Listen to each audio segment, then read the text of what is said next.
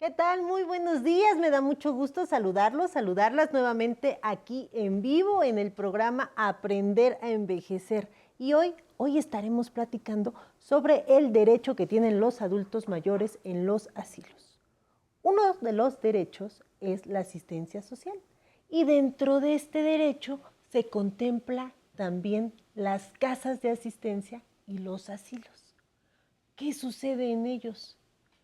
¿Cuál es el mejor? ¿A dónde recurrir?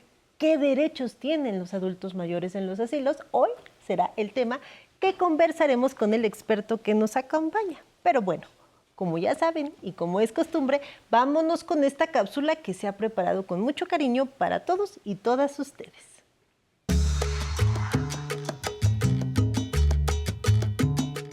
Las residencias o casas de retiro, conocidas comúnmente como asilos, son diseñadas, en teoría, para que el adulto mayor encuentre un espacio de descanso, tranquilidad, seguridad y compañía. Pero, ¿qué tanto cumplen con esos propósitos los asilos? Poco se sabe qué pasa realmente tras las puertas de estos espacios y si se respetan a cabalidad los derechos de las personas adultas mayores que los habitan. Tanto los asilos públicos como los privados deben cumplir con las disposiciones legales de respeto pleno a los derechos de las personas que a ellos acuden. Este martes en Aprender a Envejecer, revisaremos cuáles son las obligaciones legales de estas estancias para garantizar un trato respetuoso y digno de sus residentes. Esto es de lo que hablaremos en Aprender a Envejecer. Comenzamos. Pues ya de regreso aquí en el estudio y hoy nos acompaña Manuel Vandala, abogado, quien es experto en estos temas y con quien estaremos conversando respecto de los derechos que tienen los adultos mayores en los asilos. Manuel, un gusto tenerte nuevamente aquí en el 11, en tu programa preferido ya. Sí lo es, sí lo es, sin duda. Muchísimas gracias. Muchas gracias por estar aquí. Pues mi querido Manuel, los adultos mayores, como estuvimos viendo en las cápsulas, como lo hemos estado platicando, tienen derecho a la asistencia social y dentro de la asistencia social están las casas de retiro y los asilos. ¿Por qué se da este derecho? Es interesante y creo que sí es prudente empezar un poco en cómo se constituye previamente este derecho. Es decir, al interior de estas casas o de estas estancias hay una serie de derechos de los que puede gozar el adulto mayor, pero en efecto creo que conviene iniciar precisando cómo obtienen ese derecho. En ese sentido, la salud es un tema que no se encuentra aislado a los elementos sociales. Es decir, la definición hoy legal de salud no únicamente abarca los temas específicos de las afecciones o de las enfermedades, sino lo define la propia Ley General de Salud como un alto goce en los elementos sociales, médicos, psicológicos, etcétera. Entonces, justamente estos elementos sociales son los que dan origen a ciertas funciones que tiene la salud en nuestro país. Y dentro de estas funciones que se establecen en la Ley General de Salud son los relativos a la asistencia social. Y dentro de la asistencia social justamente vienen estos elementos, estos lugares de esparcimiento, estos lugares de cuidado y de certeza en favor del adulto mayor. Entiendo que existen en nuestro país, ahorita tú nos hablarás más del organismo rector que los regula, pero no solo hay lugares donde van los adultos mayores y se quedan a pernoctar, que se quedan las 24 horas del día, que en ocasiones sí pueden ir a otros domicilios como de sus hijos, pero también hay casas de asistencia en las cuales ellos van por ciertas horas del día. Sí, es correcto. Es correcto. La asistencia social, digamos que tiene dos vertientes fundamentales. Una para aquellas que son de carácter temporal, es decir, donde la estancia del adulto mayor no rebasa las 24 horas, pero aquellos que sí se quedan, digamos, en una situación de alojamiento. En ambos casos tienen que ver con el concepto general de asistencia social, este cúmulo de condiciones y de mejoramiento en las condiciones de vida del adulto mayor dan paso a estos dos tipos o estas dos metodologías de estancia. Efectivamente, podríamos decir que una de ellas es para aquellos que se quedan en un periodo menor de 24 horas o para aquellos que se quedan en una situación de alojamiento. Ahora bien, ¿a dónde voy si necesito la asistencia de un asilo para que sea mi lugar donde voy a vivir porque no tengo a nadie, no tengo ningún bien, no tengo ningún familiar o no quiero estar con mis familiares? Porque también estas figuras aparecen en caso de que se esté viviendo violencia intrafamiliar, se retira al adulto mayor que está siendo agredido para llevarlos a estos lugares. ¿Cómo elegir? ¿A dónde voy para decidir ahora dónde voy a vivir? Sí, claro. En lo general, este tipo de asistencia puede darse a través del Estado, es decir, el Estado sí es el gran garante de este derecho al adulto mayor, pero también son servicios que se pueden obtener de manera privada. Entonces tenemos ahí no solamente dos variantes primarias, que es el tiempo de estadía del adulto mayor, sino también el tipo de servicio al que va a acudir el adulto mayor. Es decir, puede ser de carácter público o puede ser de carácter privado, ¿no? Entonces, con eso en mente, el adulto decide, por supuesto, en función de su situación personal, si accede a los servicios de carácter estatal o bien procura algún servicio de carácter privado. En ambos casos, de todas maneras, las normas oficiales mexicanas relativas a este tipo de alojamientos, sobre todo cuando se trata de adultos mayores en situación de vulnerabilidad, deben de cumplir con ciertos requisitos fundamentales, pero los servicios, sin embargo, son prácticamente ajustados en ambos sectores, tanto en el público como en el privado. ¿Qué requisitos debe de cumplir un lugar para poder brindar la asistencia a un adulto mayor? Tiene que cumplirlo. No olvidemos que este tipo de establecimientos, si bien es cierto, atienden a la más alta prioridad del Estado, que es la atención de grupos vulnerables como son los adultos, no olvidemos que también son giros que pueden ser de carácter privado. Entonces habrán de cumplir con ciertas normatividades para la apertura de su negocio o bien los de carácter estatal. Pero digamos que estos, los de carácter privado, tendrán que cumplir primero no solamente con las obligaciones relativas al trato al adulto mayor. Digamos que estas estarán divididas, tendrán que cumplir forzosamente con personal, con conocimientos gerontológicos, eso es fundamental. Tendrán que cumplir con todos los requisitos normales de apertura de cualquier otro establecimiento, no necesariamente los de alojamiento o los de estancia para adultos mayores, como estar debidamente constituidos, hacer la apertura del negocio, contar con los permisos del establecimiento, las revisiones efectuadas sobre todo en materia de establecimientos, seguridad, de seguridad, imagino, ¿no? Así es. Entonces, básicamente cumple con ambos requisitos, ¿no? Aquellos de carácter gerontológico y aquellos de carácter mercantil o cualquier otro giro, ¿no? Y si yo no tengo los medios económicos suficientes para poder pagarme un asilo privado, ¿cómo el Estado me brinda a mí esa asistencia? La asistencia social, que creo que eso sí le debe de quedar muy claro en la mente de nuestros adultos, ese es un derecho fundamental. O sea, cuando la Ley General de Salud habla de salud y sus funciones, de entre otras, tiene la asistencia social. Este cúmulo, ¿no?, de acciones tendientes al mejoramiento de las condiciones de los adultos mayores. Entonces, con ello en mente, el adulto mayor, una vez que sabe que tiene derecho a ellos, puede optar también por una opción de un alojamiento público, en cuyo caso el INAPAM es el gran rector en estos temas. Hay estancias de carácter temporal con ellos, y cumpliendo con algunos requisitos, como ser mayores de 60 años, acreditar la disminución de ciertas funcionalidades. El adulto mayor, por cierto, un poco comentando lo que decías hace un rato, a efecto de no vulnerar sus derechos, sí tiene que acreditar que el adulto mayor desea, es su voluntad de incorporarse a este tipo de establecimientos, ¿no? Justamente propiciando que no haya un tema ahí de...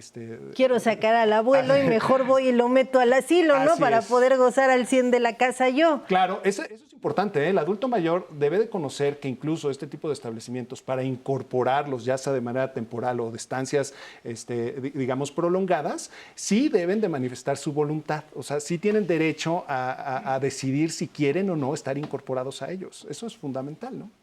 Correcto. Vamos a ir rápido a un corte y regresaremos con preguntas del público y preguntas mías que tengo respecto de este tema. Vamos rápido a un corte y ahorita regresamos. Yo lo que les sugiero es que no tengan sueños de serlo. Okay. Porque luego se dice, sigue tus sueños. No tengas sueños, ten metas. Okay. Y las metas tienen que ser precisas, concisas y claras. Quiero ser un escritor, lo voy a lograr así, porque casi siempre cuando alguien se dedica al cine o a la literatura dicen, es un soñador, tiene muchos sueños. No hay que tener sueños, hay que tener metas. Metas, realidades, ¿no? Exacto, porque las metas conducen más rápido a la realidad.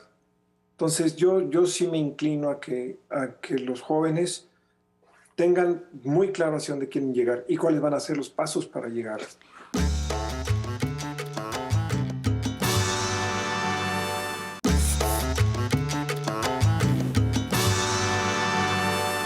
Pues ya estamos de regreso y seguimos conversando con Manuel Vandala, abogado, con quien estamos platicando respecto de los derechos que tienen los adultos mayores en los asilos. Manuel, está bien interesante el tema porque muchas veces pensamos, ¿y qué voy a hacer? ¿A dónde voy a ir? Ya no tengo dónde vivir, pero ya nos dejaste claro que es un derecho que nos debe de garantizar el Estado, el contar con un lugar en donde vivir. Como te decía, yo tengo preguntas, pero también tenemos preguntas del público. ¿Me acompañas a ver qué nos quieren preguntar el día de hoy? Con mucho gusto. Marcela Pérez, 40 años. ¿Qué preguntas debo hacer a los cuidadores del asilo para saber si realmente vale la pena? ¿Qué hay que preguntar o más bien conocer? ¿De dónde voy a dejar a mi adulto mayor? Sí, sin duda una de las preocupaciones fundamentales es dónde dejamos a nuestros adultos mayores, ¿no? Sobre todo porque muchos de ellos no están o están en una situación de disminución tal que su vulnerabilidad es importante. Entonces, sin duda una pregunta importante. La realidad es que no hay un manual que indique qué serie de actos tendientes a la comprobación debo de hacer para dejar a mi adulto mayor. Pero bueno, lo que sí podemos hacer es informarnos si el establecimiento cumple en lo general con todos los requisitos legales para operar, si es que es privado, informarnos si el personal se encuentra debidamente calificado, sí. Porque todos ellos, lo ideal es que tengan por lo menos una educación técnica con capacidades gerontológicas, ¿no? Que permitan al adulto mayor gozar de cierta tranquilidad, ¿no? Respecto a las personas que van a estar a su cuidado. Puede ser el caso que incluso el establecimiento tenga algunas certificaciones, ¿no? Algunas certificaciones privadas o algunas otras públicas que den cuenta de que el establecimiento opera con legalidad y con razonable conocimiento de la práctica y manejo del adulto mayor, ¿no? Correcto. Vamos a otra pregunta que nos quieren hacer. Mi nombre es Héctor Alba, tengo 62 años. ¿Cómo puedo identificar que se maltrata a los ancianos en un asilo? Pregunta clave. ¿Cómo identificar si vive maltrato a una persona adulta mayor en un asilo? Pregunta clave y ciertamente complicada, ¿no? Porque todos estos actos de abuso son de realización oculta. La realidad es que es muy, muy complicado establecer de manera razonablemente correcta si el adulto está siendo víctima de algún abuso, pero lo recomendable es poner especial atención al propio adulto. Más que al establecimiento, pongamos la atención a nuestros adultos, de tal suerte que nos permita advertir si hay algún cambio en su integridad física, si hay algún cambio en sus emociones, en su comportamiento, y que nos permitan advertir si está siendo víctima de algún tipo de violencia, ¿no? Pero aquí la recomendación es, en concreto, no volteemos a ver... Ponerle el ojo a mi adulto mayor, vamos a ver ¿no? al adulto mayor más que al propio establecimiento, ¿no? Esta pregunta me liga a la que yo te voy a hacer. ¿Qué derechos tienen los adultos mayores dentro de los asilos? ¿Tienen derecho a que los visiten sus familiares? ¿Tienen derecho a salir? ¿Tienen derecho a lo mejor quedarse algún tiempo en casa de sus familiares y luego regresar? ¿Qué derechos tengo yo en el asilo? Sí, por supuesto. Digamos que en ambas modalidades, tanto en las las de carácter transitorio, las de menos de 24 horas, como las de estancias prolongadas, por supuesto que tienen derecho a recibir a sus familiares. Habrán de cumplir con los horarios establecidos para ese propósito, pero sí pueden recibir a sus familiares y sobre todo tienen derecho a recibir atención médica, atención psicológica. Muchos de los actos son tendientes a que aquellos que no se encuentran disminuidos en sus capacidades y en sus funciones, incluso tengan actividades que los puedan reinsertar a la actividad, porque es muy común pensar que el adulto mayor ya solamente tiene que estar en el retiro. Sí. Ya en alguno de tus programas hemos visto que muchos de esos adultos mayores, por supuesto, que son reinsertables en la actividad económica, ¿no? Sí, entonces, que por eso los llevan a museos, claro, obras de teatro, cine, salen a todo, a cumplir con lo de otro derecho, que es el derecho al esparcimiento que tiene el adulto mayor. De hecho, parte de los derechos específicos establecidos en la norma son justo eso, los de esparcimiento. Por supuesto que tienen derecho a recibir atención médica, psicológica. Hacen ejercicio. Hacen ejercicio, actividades de muchas naturalezas.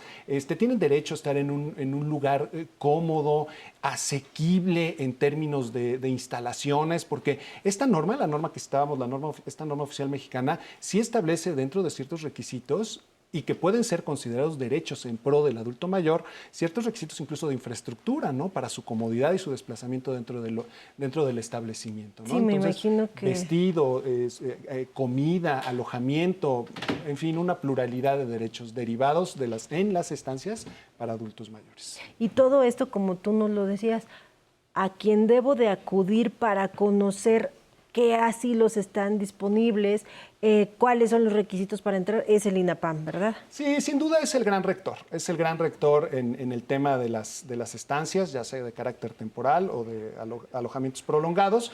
Lo ideal es que se acerquen al INAPAM, cumpliendo estos requisitos que platicábamos hace algún momento, pueden ser incorporados a estas estancias y gozar de muchos de estos derechos, porque muchos de ellos, parte de la atención médica, de referencia o contrarreferencia, incluso para urgencias médicas, la van a tener ahí, en esos establecimientos. Oye, Manuel, ¿y si estoy siendo víctima de violencia o maltrato dentro de los asilos, qué hago? ¿A dónde voy? Bueno, sin duda habrá que dar cuenta a la Fiscalía, habrá que iniciar una denuncia, una carpeta de investigación con el propósito de establecer la existencia de ciertos hechos que ponen en riesgo la integridad de nuestro adulto mayor, su integridad física, y no solo la física. Hay que recordar que puede ocurrir que estos abusos estriben no en el aspecto físico, sino en el aspecto emocional, ¿no? Los abusos son de carácter también emocional y habrá que dar cuenta con una denuncia, si es que es privado, incluso también si es público, o bien incluso recordar para aquellas estancias que forman parte de la administración pública. Tenemos a la Secretaría de la Función Pública, quien a través de sus órganos internos de control pueden realizar actividades de vigilancia y control respecto del actuar de sus servidores públicos, ¿no? Porque son servidores públicos los que están cuidando a nuestros adultos mayores en los públicos. En los públicos. Y en los privados, vámonos directo a la denuncia en caso de una agresión o violencia que estén viviendo, porque como tú bien dijiste, no es un tema sencillo, es una cuestión de cuidado al 100%, de saber dónde vamos a dejar a nuestras personas adultas mayores. Sin duda, es el gran tema, ¿dónde dejamos a nuestros adultos mayores? Pues Manuel, muchísimas gracias nuevamente por habernos acompañado el día de hoy, aquí en tu programa Aprender a Envejecer. Y pues ahora yo los voy a dejar a todos y a todas ustedes con Pamela y con Alan, que me da mucho gusto que está hoy aquí en vivo en el estudio y nos va a explicar cómo obtener el acta de nacimiento en línea. Gracias, licenciada Nancy. Qué gusto comenzar en vivo la sección sobre los trámites en línea que se pueden realizar desde el teléfono móvil. Y qué mejor experto en estos temas que Alan Calvo. Ahora nos va a acompañar todos los martes en el estudio de Aprender a Envejecer para que preparen su celular, sigan las instrucciones y se atrevan a conocer los documentos que hacen desde el Internet. Alan, qué gusto tenerte aquí con nosotros en el estudio. Bienvenido. Muchas gracias, Pamela. Muchas gracias, Nancy. El gusto es mío de estar este martes con todo nuestro querido público. Yo también le quiero dar la bienvenida a todas las personas que nos están viendo desde casa este martes, Pamela. Y como ya bien lo dijeron, hoy vamos a aprender a tramitar nuestra acta de nacimiento en línea. Y es que este es un documento oficial obligatorio en el que se registra nuestro nombre, nuestro género y lugar y fecha de nacimiento. Y sirve para acreditar nuestra nacionalidad mexicana. Y son los requisitos que necesitamos para cumplir con o para obtener este certificado en línea son muy sencillos, Pamela. Fíjate, anteriormente teníamos que acudir al registro civil para obtener una copia certificada. Hoy lo podemos hacer en línea siempre y cuando tengamos un dispositivo móvil o una computadora con conexión a Internet. Y para ello necesitamos tener a la mano nuestro CURP y una tarjeta de crédito o débito. Pero si no tienes tu CURP a la mano, no se preocupe. Aquí la plataforma nos brinda la posibilidad de ingresar nuestros datos personales para poder encontrar el registro de nuestra acta de nacimiento. Este trámite lo podemos hacer las 24 horas del día, los 365 días del año, Pamela. Oye, muy bien, qué bueno, qué gusto que nos enseñes estos trámites en línea. Por supuesto, y además tiene un costo de 81 pesos aquí en la Ciudad de México y para el resto del país varía dependiendo los estados. Así que, Pamela, ¿qué te parece, Pamela, si vamos a ver los pasos que debemos seguir para obtener este documento en línea? Sí, claro que sí, por favor, Alan, vamos. Muy bien. Muy bien, entonces en casa va a entrar a su navegador de Internet y en la barra superior va a escribir el sitio web oficial www.gov.mx/acta nacimiento. Es muy importante que verifique que sea el sitio oficial para evitar cualquier tipo de fraude. Una vez en el sitio web, vamos a ingresar nuestro CURP. Ok. Ahora, una vez que encuentre nuestra acta de nacimiento, nos va a arrojar los datos de filiación de la persona registrada, que son la persona que registró al menor. Muy bien, Ajá, ya lo entonces, en la parte inferior vamos a escribir, vamos a tocar en la casilla No soy un robot y vamos a poner en buscar. Ok. Ahora sí, nos saltamos un pasito, Pamela, aquí está. Ingresar, aquí aparecen los datos del padre, vamos a ingresar los datos del padre o de la persona que haya registrado nuestra acta de nacimiento. Okay. Y ahora sí nos va a arrojar los datos que mencionamos hace ratito. Y si los datos son correctos, los del acta de nacimiento, Pamela, vamos a pulsar en confirmar y continuar. Ahora sí, aquí están los datos del acta de nacimiento. Datos de la persona registrada. Y a continuación nos solicita un método de pago. Aquí vamos a elegir la opción pago en línea. Y vamos a pulsar en confirmar forma de pago. Después nos arroja la confirmación del pago, nos da un folio de seguimiento y vamos a ingresar nuestro correo electrónico. Una vez que lo hagamos, pulsamos en confirmar. Y ahora sí procedemos al pago.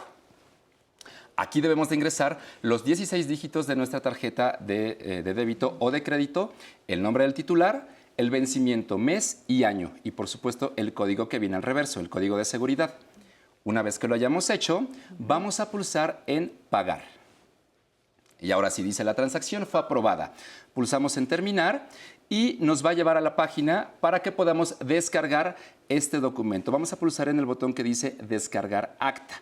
Y ahora sí, Pamela, a continuación nos arroja el documento con los sellos de seguridad que validan que es legítima y que cualquier persona puede corroborar que los datos son correctos y así vamos a evitar cualquier tipo de suplantación de identidad.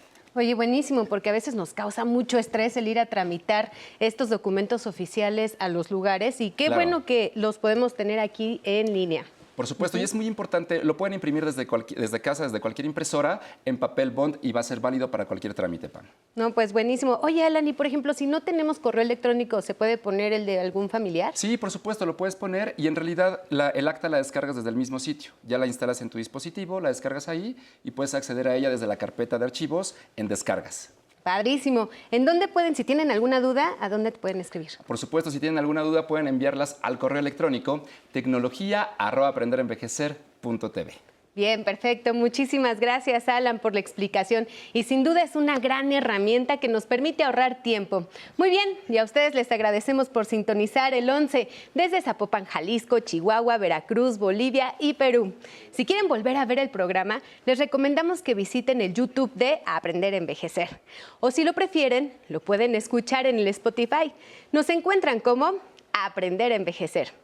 Y claro, saludamos a los que nos mandan sus mensajes, como Marta Sánchez nos escribe y nos dice que muchísimas gracias por el contenido tan útil y además que lo exponemos de manera amena. Gracias, Marta, por tu comentario. Isabel Cruz también nos da las gracias por el tiempo que le dedicamos a los adultos mayores. Soledad Elizarrarás también le da muchísimas gracias a Alan Calvo. Bien, yo también les agradezco por estar conectados en el Facebook Live. Y ya para despedir el programa, tenemos música para bailar. Nos vamos con el internacional Pepe González y su salsa latina con la canción Conga y Timbal. Que lo disfrute.